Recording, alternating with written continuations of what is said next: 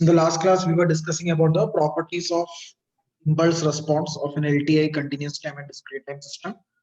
Already we have discussed commutative property and distributive property. Now we are there to discuss the third property, that is associative property. Take down the third property, associative property.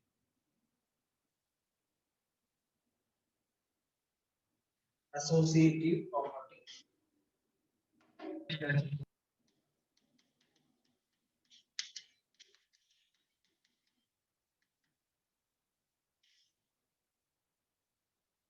For discrete time system,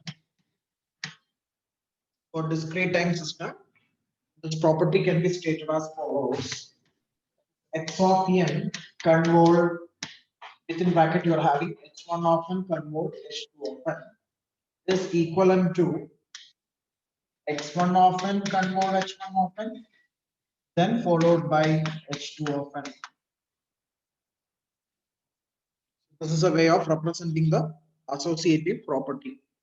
In algebraic equations and all, you might be knowing what is associative property.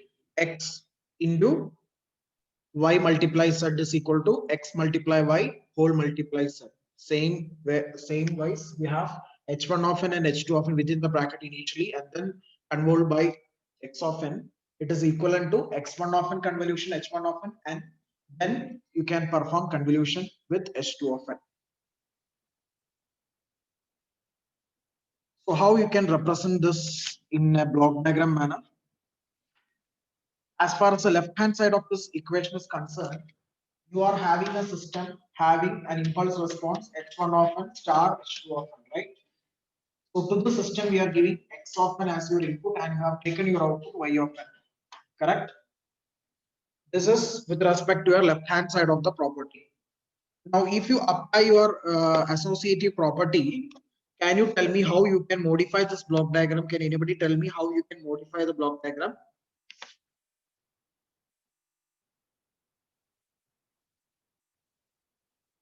So there will be two blocks. Yeah, there will be two distinct blocks, h1 of n and h2 of n. First, we feed the. Correct. Tell me. Explain. First, we'll be giving your input to. First, feed x1, x of n to h1 of n. Yes, h1 of n. Then we feed the output to. Yes, then this output you can represent it like y1. This y1 you will be giving to the next system having an impulse response h2 of n, so that you will be getting the final output y of n. Yeah. So when you apply this associative property, both the outputs will be equal to each other. These are same. That is a peculiarity of associative property. So in the left hand side, when you observe the left hand side equation, it is understood that you have been providing your input x of n to a system, a single system having an impulse response h1 of n convolved h2 of n. But when you apply your associative property, if you are feeling difficult to have a system like this, then you can decompose that system into two, having individual response h1 of n and h2 of n, so that you can take your output individually and then giving to the second system, and later you can have the final output. So in either case, the outputs will be same. That is a speciality of associative property. Now the same manner you need to write for continuous time also. So all of you write this same property for continuous time case. Just you need to replace n with t, that's all. So for continuous days, how we are going to write this equation is just you are going to replace n with t. So you can write x of t convolution h1 of t convolution h2 of t. You will be putting in the bracket, which means that what is the physical meaning of this? You are giving your input x of t to a single system having a response h1 of t star h2 of t. So when you take the output of the system, that will be your y of t.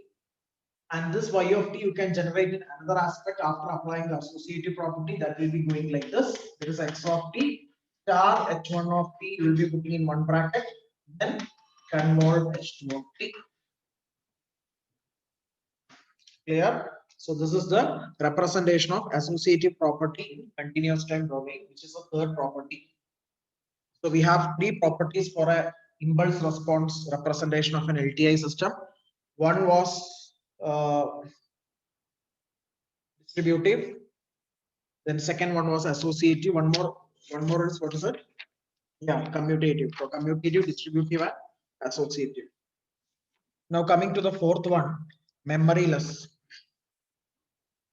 Memoryless. Memoryless system.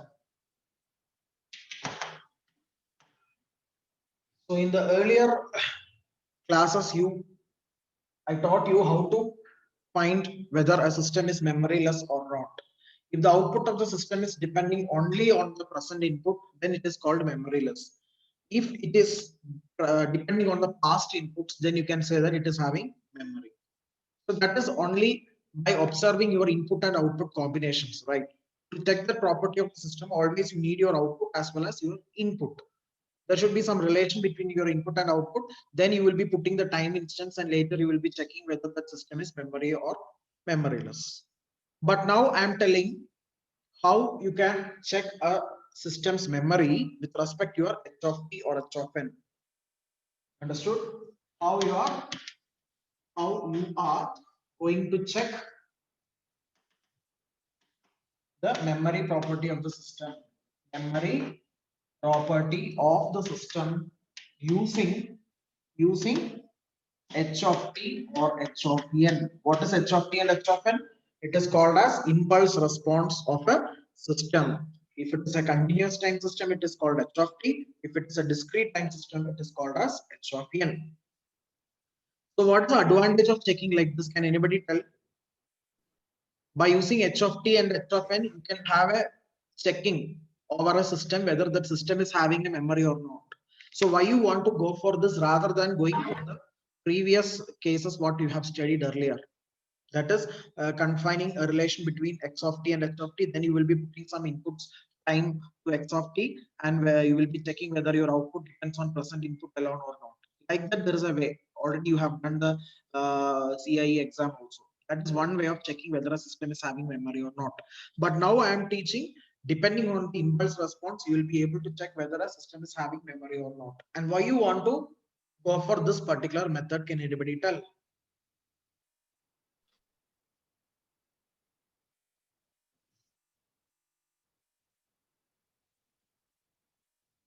Because you don't want to take your output, right? After observing your h of t, simply you will be able to write the property whether a system is having memory or not. Okay, so no need to take your output and then check whether the system is having memory or not. But after observing the impulse response itself, we will be able to check whether the system is having memory or not. So how is it possible? All of you, right? For a discrete time LTI system,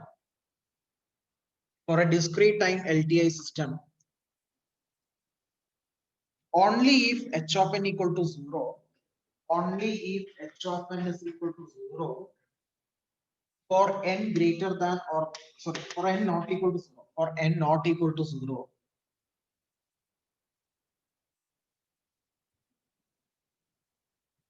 and for a continuous time LTI system,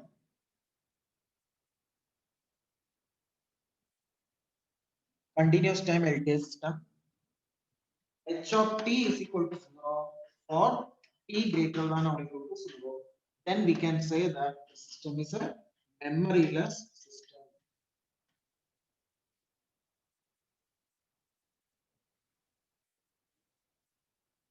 Okay, so a system doesn't have memory when the impulse response is not available for all time except 0. Except 0, if you take any instance of time like n equal to 1, 2, 3, 4, 5, 6 to infinity, or -1, -2, -3 up to minus infinity, you will not have any sort of samples. Then we can say that that system is a memoryless system. Same case for a continuous time case also. Rather than having h of n, you will be focusing on h of t. That's all. So this h of t will not be defined for all time except t not equal to, sorry, except t equal to 0. So when you take any positive instance of time or when you take any negative instance of time, impulse response h of t should be equal to 0. Then we can call that a system is not having memory or it is a memory.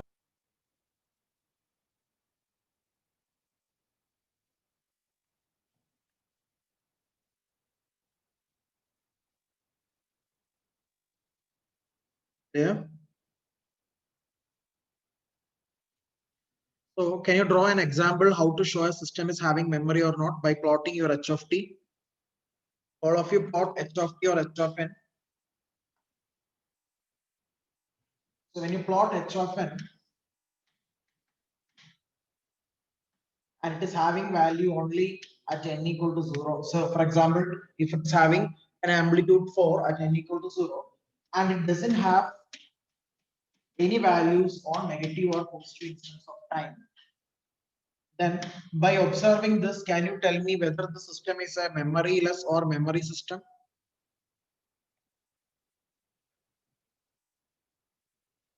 Is this a memory system or memoryless system?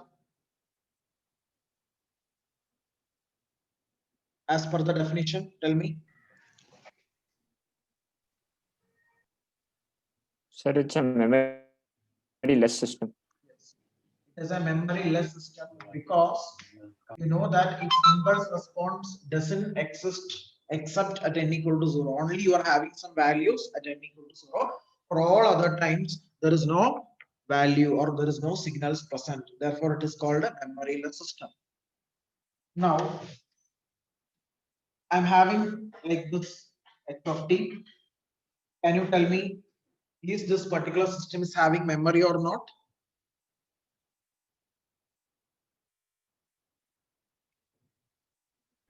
This is a continuous time system. Is this particular system is having memory or not? It has memories. Yeah, it has memory. It has memory. Why it has memory? Because see, you are having some sort of signals at positive time and some signals at negative time, isn't it? So the signal is existing or the impulse response is existing for both negative and positive time. It is not only confined to t equal to 0. If it's confined only for t equal to 0 means you could have written it is a memoryless system, but this is a memory system. It is having memory. Understood? So in this way, after finding h of n and h of t, if you plot that particular graph, then by simply observing the graph, you could tell that system is having memory or not. That is the fourth property. Okay. So I repeat, what is the condition for the, yeah, tell me. So what if we had the curve only in the positive x-axis? Still it is a memory system. It is a memory system. Memory less means only it should be confined at t equal to 0. So there is another example I can show you. This, as he said, here the impulse response exists only for positive x-axis, but still since it is existing in positive x-axis, it is having memory. Okay, it is having memory. For a system to be memoryless, I told you the response should be defined only at origin. You should have some samples only at origin. Then only you can say that the system is memoryless. For all other values, h of n and h of t should be equal to 0. For all other values, h of n and h of t should be equal to 0. Only for t equal to 0 and only for n equal to 0, you should have some values. Then only you can say that the system is memoryless. Otherwise, if it is lying only on the positive half, if it is lying only on the negative half, if it is lying both the sides, even at the origin, then and all, you can say that it is having memory. Okay, memory less means the impulse response should exist only at n equal to 0 or n equal to or t equal to 0. I hope you understood. Coming to the fourth property, causal system. Causal. So here also we will be checking by observing your impulse response. We will be able to check whether a system is causal or not. So how you can identify this? All of you take note. For a discrete time LTI system to be causal, for a discrete time LTI system to be causal, for a discrete time LTI system to be causal, its h of n is equal to 0 for n less than 0. H of n is equal to 0 for n less than 0. Similarly, for a continuous system, this is for discrete. For continuous, x of t is equal to 0 for t less than 0. Then we can say that the system is causal. So from this, it is understood that h of n or h of t should lie only in which quadrant? Only on which side? Positive x-axis side, right? Because if it is n less than 0 means it will be 0. So at negative instance of time, the impulse response should not be defined. The impulse response should exist only during positive instance of time. Positive instance of time. Okay. So during negative instance, there should not be any signal. Then you can call that signal as a, or that system as a causal.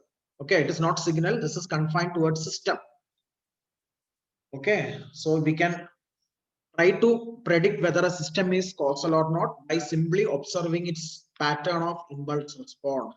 If the impulse response is only existing for n greater than or equal to 0, and there is no sort of signals during negative instance of time, then we can say that the signal is, sorry, the system is a causal system.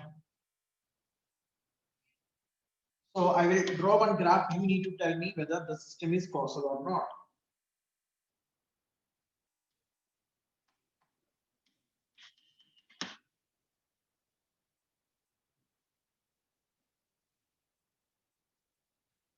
What kind of system is this?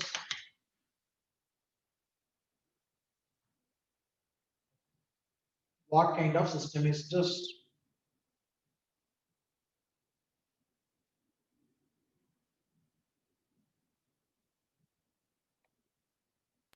Causal, sir.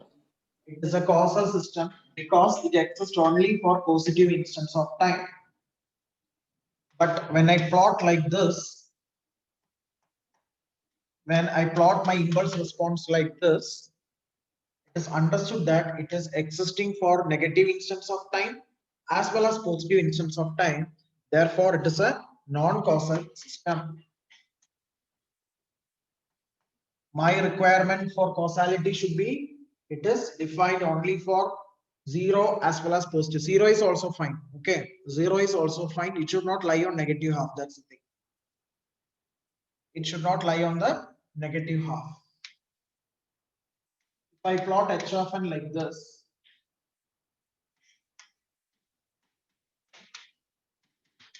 this is your impulse response. Okay, this is your impulse response.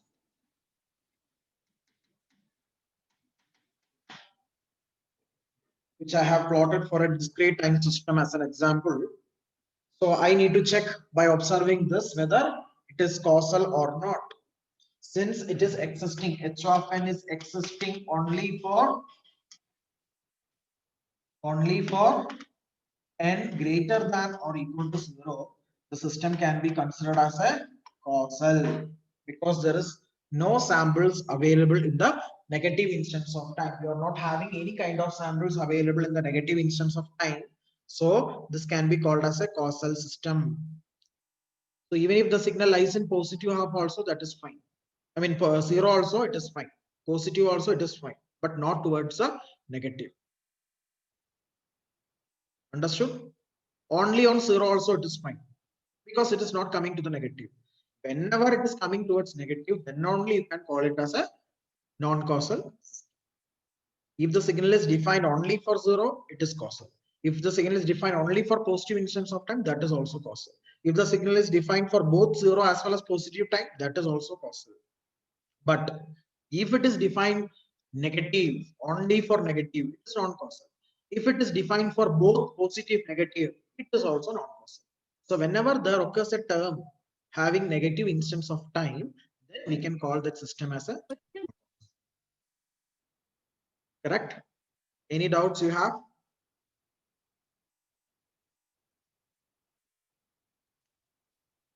Now one more property, you have stable system.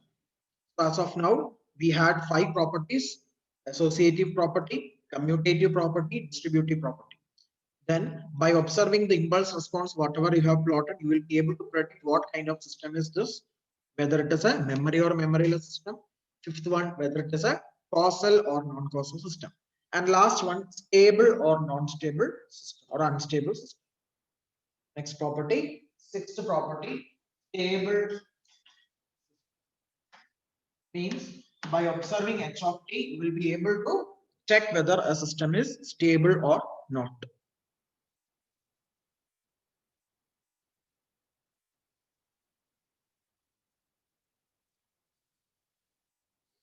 Okay, write the condition. A continuous time LTI system is stable. A continuous time LTI system is stable only if its impulse response is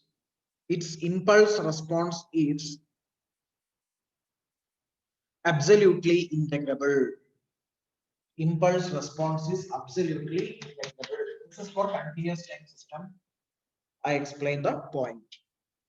And the meaning of this point, when you write mathematically, it will be like this: integral minus infinity to infinity mod h of t or h of tau d tau, mod h of tau d tau less than infinity. Okay, that is, once you find your impulse response h of tau, you need to integrate that between the limits whatever you have. Actually, I took the formula minus infinity to infinity, but whatever you have in your hand as your limit, that you need to put and check. Okay, then if you integrate and if you get an answer which is a finite value, that is less than infinity, then you can say that this is a stable system. Similarly, for a discrete time system, can anybody tell me what would be the condition for a discrete time system? Same thing, how you will change? Will you go for integration? Will you go So for summation. Yeah, very good. You will go for summation. Summation of what limits? K. Instead of tau, you will be putting K. Here the integration variable is tau, right? But in the discrete time system, you will have the summation variable K. K varies from minus infinity to infinity, mod h of K less than infinity. This is a condition for discrete time system. And in words, how will you write in words? How will you write in words? A discrete time LTI system is stable only if its impulse response is absolutely summable. Instead of putting integrable, you need to write summable. That's all. Kindly write the definition and the condition, mathematical condition. This is very important. Okay, 1 or 2 marks question. When can you say a system is stable with regard to your impulse response? In terms of your impulse response, how you can analyze the stability of a system? In terms of your impulse response, how you can check the causality of a system? In terms of impulse response, how you can check whether a system is having memory or not? So for that, you need to study these three properties. Property number 4, 5, 6, memory, memoryless, stable, unstable, causal, non-causal. So I repeat, a system is stable if its impulse response is absolutely summable for a continuous time system, and absolute integrable for a continuous time system, and absolutely summable for a continuous discrete time system. Absolutely summable means after you sum, you will get a value. That value should be a finite number. It should not be infinity. It should be less than infinity, and it should be a finite value. Then you can say that the system is a stable system. Any doubts? So with this, I would like to conclude my second module. So today evening, I'll be posting the assignment questions in the classroom. Okay. So you need to submit it within 20.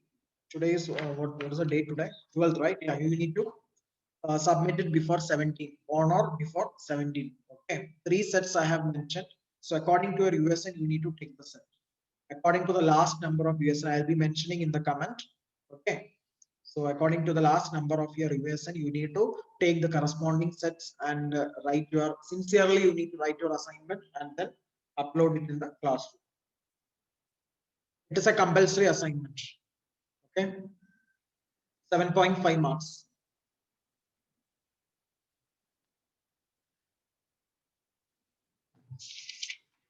Any doubts, please ask.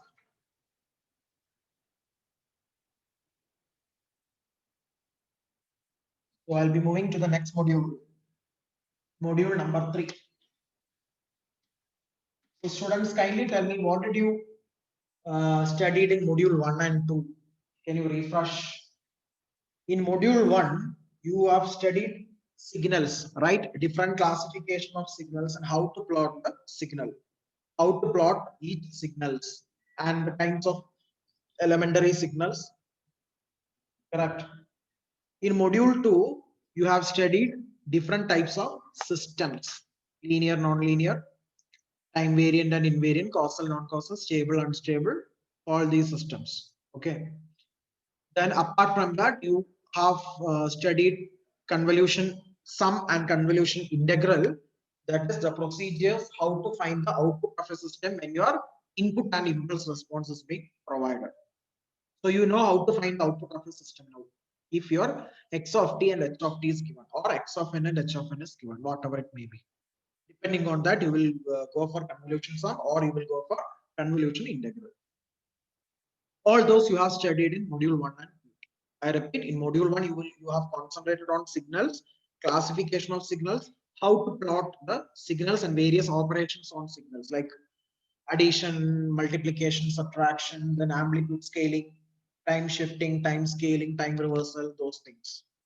In module 2, you have studied about the classifications of system, how to check a system is time variant or invariant, linear or non-linear, stable or unstable, causal or non-causal, memory or memoryless, all those things. Plus, you have studied how to find the output of a system, provided if you know x of t and h of t for a continuous time system, or x of n and h of n for a discrete time system.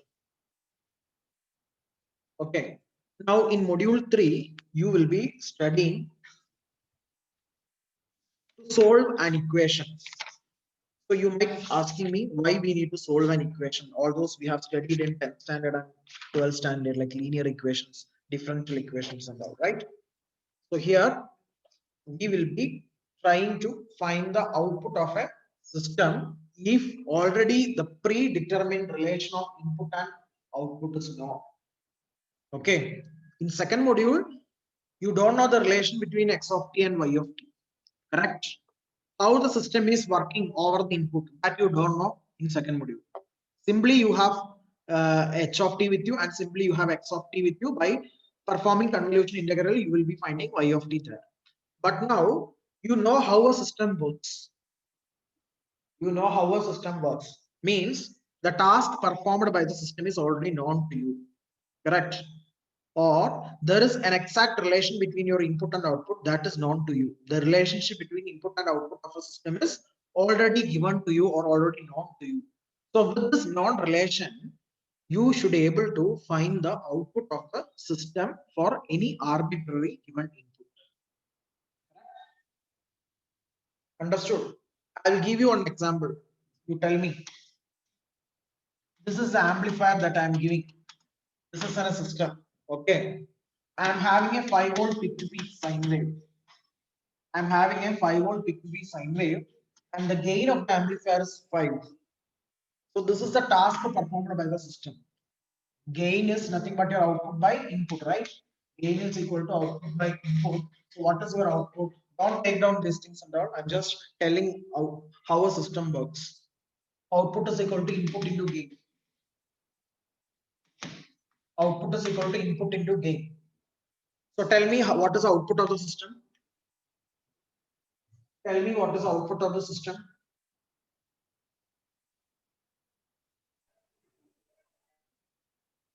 $25. Yeah. You have an input 5-volt peak to peak. You are having a gain of 5. So output is 5 into 5. So you are having 25-volt peak to peak sine wave as your output. So if you know this task or the relation between output and input, here the relation is output is equal to 5 times of your input. So this relation is already pre-known to you.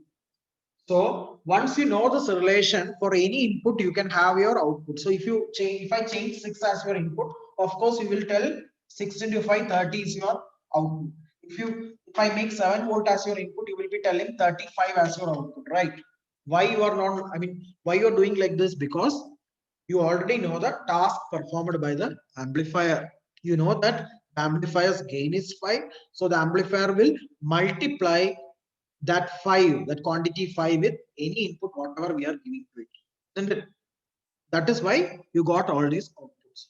Similarly, here also, we will have one relation between input and output of a system. Then with any known input, you will be finding your output y of t. Right? Understood the objective of your module? Any doubts? Okay, all of you write the notes.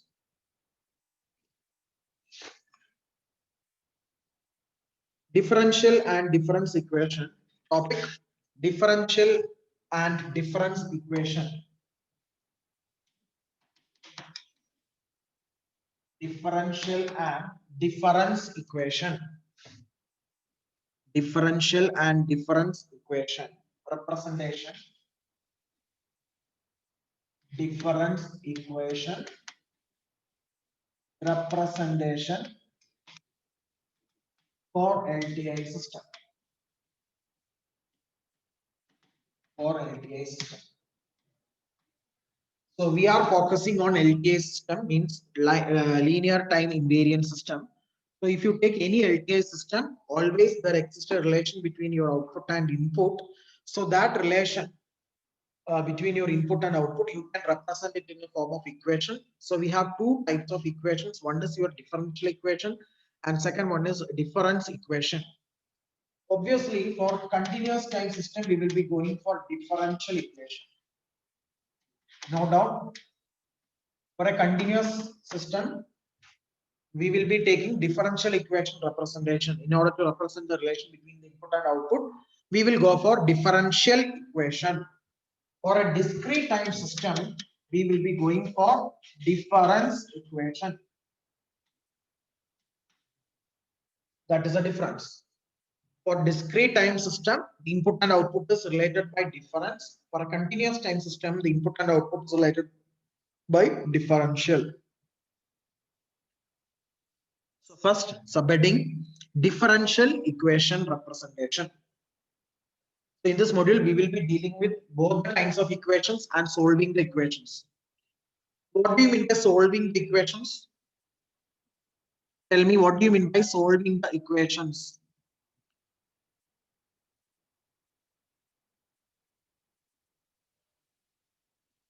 What is the meaning of solving the Like equation? finding y of t. Yes, finding y of t. If you take a linear equation, solving means you are finding the unknowns, right?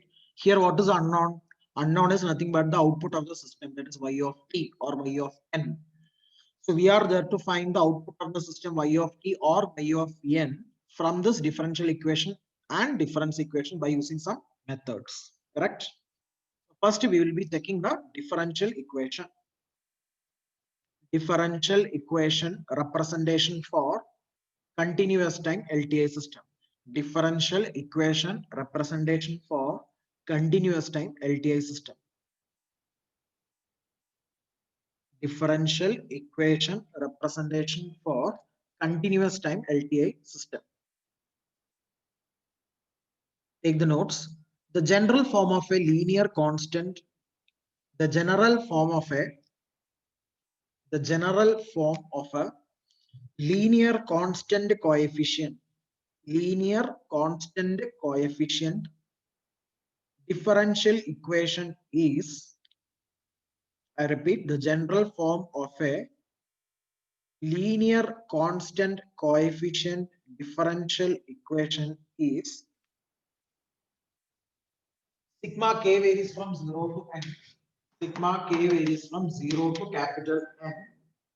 Ak into d to the power k by dt to the power k. D to the power k by dt to the power k. Y of t is equal to sigma k varies from 0 to capital M bk d to the power k by dt to the power k x of t. So this is the general form of representing a differential equation. I have specified constant coefficient, means AK and BK are coefficients. AK and BK are called as coefficients. Yeah. So how many coefficients will be there in a given equation? That depends on the value of K. For K is equal to, or the value of n and m. For n equal to 3 means K can be 0, 1, 2, 3. So there will be A0, A1, A2, A3. Clear? Similarly, for m is equal to 3 means there will be K equal to 0 to 3.